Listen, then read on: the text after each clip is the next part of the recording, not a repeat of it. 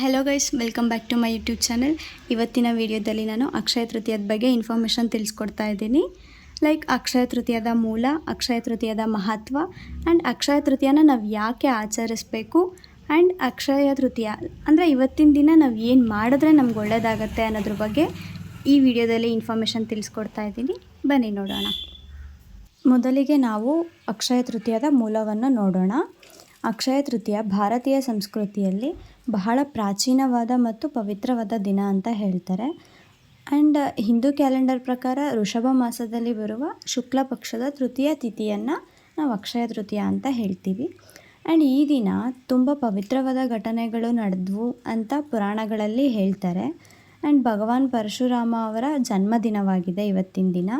And Ganga ನದಿಯು ಭೂಮಿಗೆ ಆಗಮನವಾದ ದಿನ. ಮತ್ತು ಮಹಾಭಾರತದಲ್ಲಿ ಪಾಂಡವರು ಅರಣ್ಯವಾಸದಲ್ಲಿದ್ದಾಗ ದ್ರೌಪದಿಗೆ ಭಗವಾನ್ ಶ್ರೀಕೃಷ್ಣ ಅಕ್ಷಯ ಪಾತ್ರೆಯನ್ನು ಕೊಟ್ಟಿದ್ದ ದಿನ ಆಗಿದೆ ಇವತ್ತಿನ ದಿನ. ಮತ್ತು ತ್ರೇತಾಯುಗದಲ್ಲಿ ಶ್ರೀಕೃಷ್ಣ ಮತ್ತು ಕುಬೇರರಿಗೆ ಶ್ರೀಲಕ್ಷ್ಮೀ ದೇವಿಯ ಕೃಪೆ ಲಭಿಸಿದ ದಿನ. ಹಾಗಾಗಿ ಇವತ್ತಿನ ದಿನವನ್ನು ನಾವು ಅಕ್ಷಯ ತೃತೀಯ ಅಂತ ಹೇಳ್ತೀವಿ. ಇದು ಅಕ್ಷಯ ತೃತೀಯದ ಮೂಲವಾಗಿದೆ. ಆ್ಯಂಡ್ ಈಗ ಅಕ್ಷಯ ತೃತೀಯದ ಮಹತ್ವ ಏನು ಅಂತ ನೋಡೋಣ ಬನ್ನಿ. ಅಕ್ಷಯ ಅಂದರೆ ಎಂದಿಗೂ ಕ್ಷಯವಾಗದ, ಅಂದರೆ ಯಾವತ್ತೂ ಕಡಿಮೆ ಆಗಲ್ಲ ಅಂತ ಅರ್ಥ. ಇವತ್ತಿನ ದಿನ ನಾವು ಮಾಡೋ ಧರ್ಮ ಕಾರ್ಯಗಳು, ದಾನ ಧರ್ಮ, ಜಪ ತಪಸ್ಸುಗಳು ಮತ್ತು ಶುಭ ಕಾರ್ಯಗಳು ಯಾವತ್ತೂ ಕ್ಷಯವಾಗದೆ ಅನಂತ ಫಲ ನೀಡುತ್ತವೆ ಅಂತ ಪುರಾಣದಲ್ಲಿ ಹೇಳಿದ್ದಾರೆ. ಅಂದರೆ ಇವತ್ತಿನ ದಿನ ನಾವು ಏನೇ ಒಳ್ಳೆಯ ಕೆಲಸ ಮಾಡಿದ್ರು ಅದು ಇವತ್ತಲ್ಲ ಅಂದರೆ ಮುಂದೆ ಯಾವತ್ತಾದರೂ ಒಂದಿನ ಫಲ ಕೊಟ್ಟೇ ಕೊಡುತ್ತೆ ಅಂತ ಹೇಳ್ತಾರೆ.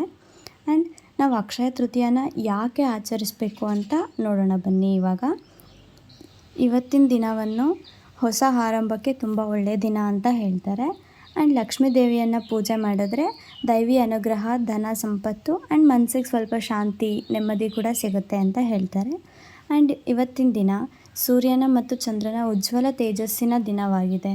ಹಾಗಾಗಿ ಇವತ್ತಿನ ದಿನ ನಾವೇನಾದರೂ ದಾನ ಧರ್ಮ ಮಾಡೋದ್ರಿಂದ ತುಂಬ ಒಳ್ಳೆಯ ಫಲ ಸಿಗುತ್ತೆ ಅಂತ ಕೂಡ ಹೇಳ್ತಾರೆ.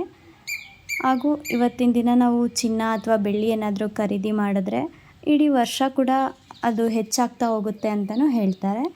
ಆ್ಯಂಡ್ ಏನಾದರೂ ಹೊಸ ಬಿಸ್ನೆಸ್ ಸ್ಟಾರ್ಟ್ ಮಾಡಬೇಕು ಅಂದರೆ ಅಥವಾ ಶ್ರಾದ್ದ ಅವ್ರ ಗೃಹ ಪ್ರವೇಶ ಏನಾದರೂ ಒಟ್ಟು ಶುಭ ಕಾರ್ಯಗಳು ಮಾಡಬೇಕು ಅಂದರೆ ಇವತ್ತಿನ ದಿನ ತುಂಬ ಹಿತಕರವಾಗಿದೆ ಅಂತ ಹೇಳ್ತಾರೆ. ಇವತ್ತಿನ ದಿನ ನಾವು ಏನು ಮಾಡಿದ್ರೆ ಒಳ್ಳೆಯದಾಗುತ್ತೆ ಅಂತ ನೋಡೋಣ ಬನ್ನಿ. ಇವಾಗ ಶ್ರೀ ಲಕ್ಷ್ಮೀ ದೇವಿ ಮತ್ತು ಶ್ರೀ ವಿಷ್ಣು ದೇವರ ಪೂಜೆ ಮಾಡ್ಬೋದು. ಚಿನ್ನ ಅಥವಾ ಬೆಳ್ಳಿ ಖರೀದಿ ಮಾಡ್ಬೋದು. ನೀಡಿರೋರಿಗೆ ದಾನ ಮಾಡ್ಬೋದು. ದಾನ ಅಂದರೆ ಅನ್ನದಾನ, ವಸ್ತ್ರದಾನ, ಜಲದಾನ ಅಥವಾ ನಿಮ್ಮ ಕೈಲಿ ಏನು ಸಾಧ್ಯನೋ ಅದನ್ನು ಕೂಡ ನೀವು ದಾನ ಮಾಡ್ಬೋದು. ಗೀತೆಯ ಅಧ್ಯಾಯವನ್ನು ಓದಿ ಧ್ಯಾನ ಮಾಡ್ಬೋದು. ಆ್ಯಂಡ್ ಏನಾದರೂ ನೀವು ಹೊಸ ಬಿಸ್ನೆಸ್ ಸ್ಟಾರ್ಟ್ ಮಾಡ್ತೀರಾ ಅಂದರೆ ಇವತ್ತಿನ ದಿನ ತುಂಬ ಒಳ್ಳೆಯ ದಿನ ಆಗಿದೆ.